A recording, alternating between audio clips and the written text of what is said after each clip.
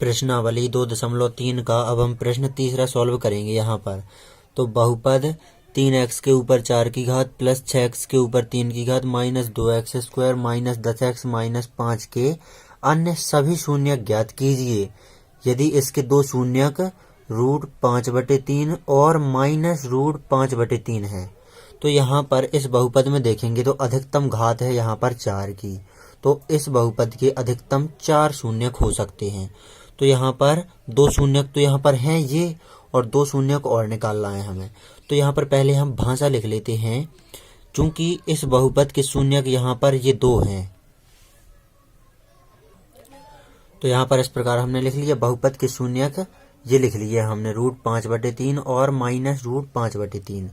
अब ये √5/3 और माइनस √5/3 ये शून्यक हैं इस बहुपद के, तो गुणनखंड होंगे इस प्रकार कि x माइनस √5/3 और x प्लस √5/3 ये होंगे गुणनखंड इस बहुपद के। ये इस प्रकार होंगे क्योंकि जब हमने 2.2 प्रश्नावली के जो पहला प्रश्न था उसके प्रश्न सॉल्व किए थे तो हमें एक समीकरण दे दिया गया था और उसमें हमें गुणनखंड विधि से शून्यक निकालने होते थे। तो अगर हम इस वाले भाग के बराबर में 0 कर दें और इस वाले भाग के बराबर में 0 कर दें, इस प्रकार अगर हम 0 कर दें दोनों के बराबर में, और फिर हम अगर पक्षांतरण करें इसका जो माइनस √5/3 है तो बराबर के इस तरफ आएगा तो हो जाएगा प्लस का √5/3, और इस तरफ ये प्लस का है √5/3, इसका पक्षांतरण बराबर के उस तरफ किया जाएगा तो x बराबर आ जाएगा माइनस √5/3। इस प्रकार ये शून्यक आ जाएंगे तो हम इस प्रकार गुणनखंड के रूप में यहाँ पर लिख सकते हैं। जो ये बहुपद है इसके गुणनखंड होंगे ये दोनों। जब ये दोनों इस बहुपद के गुणनखंड हैं तो इन दोनों का गुणा किया जाएगा और जो आएगा वो भी इस बहुपद का गुणनखंड होगा।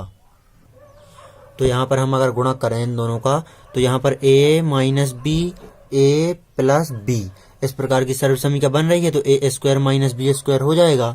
तो a स्क्वायर में x square minus B square में ये रूट हट जाएगा तो 5/3 आ जाएगा इन दोनों का अगर गुणा किया जाए।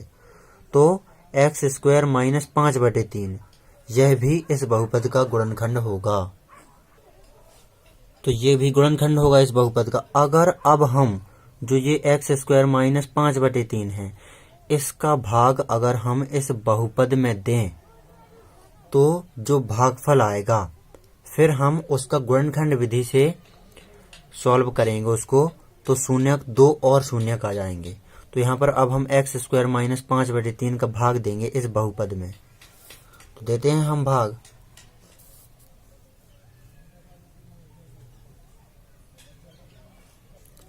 तो अब यहाँ पर देते हैं हम भाग यहाँ।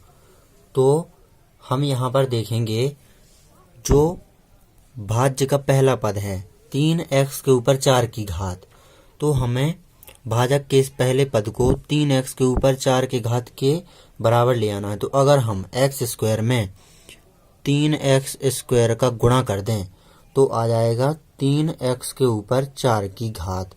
अब हमने जब 3x स्क्वायर का गुणा x स्क्वायर में किया है तो 3x स्क्वायर का गुणा माइनस 5/3 में भी हम करेंगे।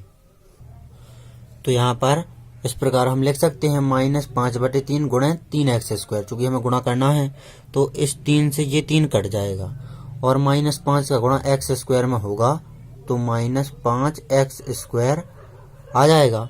अब यहाँ पर x स्क्वायर वाली संख्या है ये वाली, तो इसी के नीचे लिखेंगे हम माइनस 5x स्क्वायर। अब हम यहाँ पर घटाएंगे तो ये प्लस का है तो ये माइनस का हो जाएगा और ये माइनस का है तो ये प्लस का हो जाएगा। अब ऊपर यहाँ पर 3x के ऊपर 4 की घात ये प्लस की है और नीचे माइनस की है तो ये कट जाएंगे और इसको हम 6x के ऊपर 3 की घात इसे हम ज्यों का त्यों उतार देंगे। प्लस के 5x स्क्वायर में से माइनस के 2x स्क्वायर घट जाएंगे तो यहाँ बचेंगे प्लस के 3x स्क्वायर और ये दोनों हम ज्यों का त्यों उतार देंगे। तो उतार दिए हमने ये दोनों ज्यों के त्यों। अब यहाँ पर पहला पद यहाँ देखेंगे तो 6x के ऊपर 3 की घात है, तो हम यहाँ पर भाजक के पहले पद एक्स स्क्वायर में अगर हम 6x का गुणा कर दें तो 6x के ऊपर 3 की घात आ जाएगा। तो हम करते हैं अब यहाँ पर 6x का गुणा एक्स स्क्वायर में, तो 6x के ऊपर 3 की घात ये यहाँ पर आ जाएगा। अब यहाँ पर जब हमने 6x का गुणा एक्स स्क्वायर में किया है तो 6x का गुणा हम -5/3 में भी करेंगे। तो यहाँ पर इस प्रकार हमने लिख लिया -5/3 गुणा 6x। अब इस 3 का भाग देंगे हम 6 में, तो 2 बार जाएगा, तो यहाँ पर 2x हो जाएगा और 2x का गुणा -5 में करेंगे तो आ जाएगा -10x। तो x वाली संख्या के नीचे ही लिखेंगे हम, तो -10x यहाँ पर हमने लिख दिया। अब हम यहाँ पर घटाते हैं, तो ये प्लस का है ये माइनस का हो जाएगा और ये माइनस का है ये प्लस का हो जाएगा। अब यहाँ पर ऊपर प्लस के हैं ये 6x के ऊपर 3 की घात और नीचे माइनस के हैं, तो ये दोनों कट जाएंगे। और यहाँ पर माइनस के 10x है और नीचे प्लस के 10x, तो ये दोनों कट जाएंगे। अब यहाँ पर 3x स्क्वायर को ज्यों कत्यों उतार देंगे हम नीचे और -5 को हम ज्यों कत्यों उतार देंगे। अब यहाँ पर अगर हम यहाँ पर देखेंगे तो 3x स्क्वायर है यहाँ पर, तो अगर हम x स्क्वायर में 3 का गुणा कर दें प्लस के 3 का तो 3x स्क्वायर आ जाएगा यहाँ पर।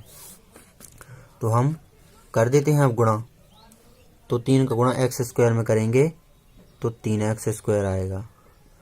और अब हम इस 3 का गुणा -5/3 में भी करेंगे, तो करते हैं हम। तो यहाँ पर -5/3 में 3 का गुणा किया हमने, तो इस 3 से ये 3 कैंसिल हो गया, -5 आ जाएगा यहाँ पर। तो यहाँ पर इस संख्या के नीचे हम -5 लिख देंगे। अब हम घटाएंगे, तो ये प्लस का है ये माइनस का हो जाएगा और ये माइनस का है ये प्लस का हो जाएगा। अब हम यहाँ पर देखेंगे तो ऊपर है 3x स्क्वायर प्लस का और नीचे है माइनस का, तो ये कट जाएंगे। और ऊपर है -5 और नीचे +5 है, तो ये कट जाएंगे। तो यहाँ पर शेषफल 0 आ जाएगा।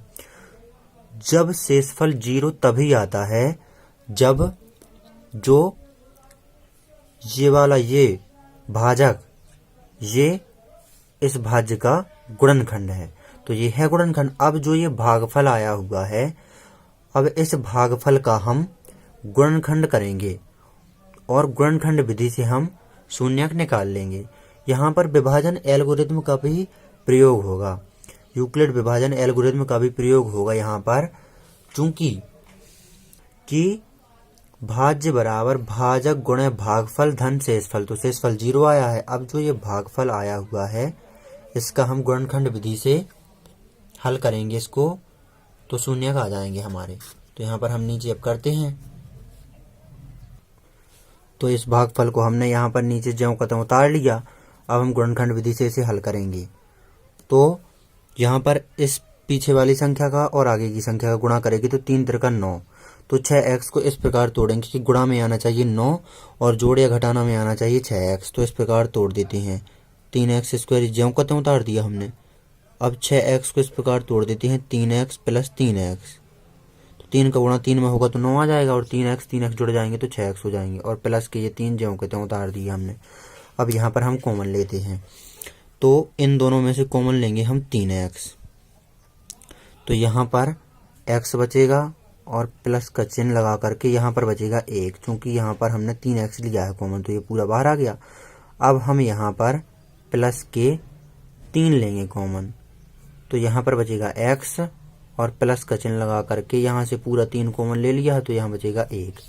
अब यहाँ पर x + 1 यहाँ पर भी है, x + 1 यहाँ पर भी है, तो इन दोनों जगह से x + 1 लेंगे हम कॉमन, तो यहाँ बचेगा 3x + 3। अब x + 1 इसके बराबर में भी हम 0 ले लेंगे और 3x + 3 इसके बराबर में भी 0 ले लेंगे, तो ये बराबर में हमने 0 ले ली। अब हम पक्षांतरण करते हैं, तो यहाँ पर पक्षांतरण हम इस 1 का करेंगे, जो प्लस का 1 है बराबर के उस तरफ जाएगा तो माइनस का 1 हो जाएगा, तथा यहाँ पर हम इस 3 का पक्षांतरण करेंगे तो इस तरफ 3x बचेंगे और जो ये प्लस के 3 है बराबर के उस तरफ जाएंगे तो माइनस के 3 हो जाएंगे। अब इस तरफ तो ये x बराबर -1 आ ही गया है। इस तरफ हम थोड़ा और सॉल्व करेंगे। यहाँ पर तो 3 जो ये x के गुणा में है उसका हम बराबर के उस तरफ पक्षांतरण कर देंगे, तो इस तरफ बचेगा x और इस तरफ -3 ये पहले से ही है और ये 3 गुणा में था, इस तरफ आएगा तो भाग में आ गया।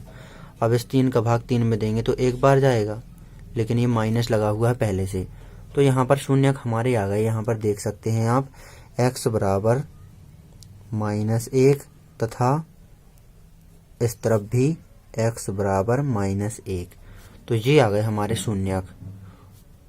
तो यहाँ पर यहीं पर लिख देते हैं आंसर, दोनों ये शून्यक। अतः x -1 और x -1 अन्य दो शून्यक हैं। बहुपद 3x के ऊपर 4 की घात प्लस 6x के ऊपर 3 की घात minus 2x square minus 10x minus 5, इस बहुपद के अन्य दो शून्यक -1, -1 हैं। तो नोट कर लीजिए आप इस प्रश्न को अच्छी तरह से।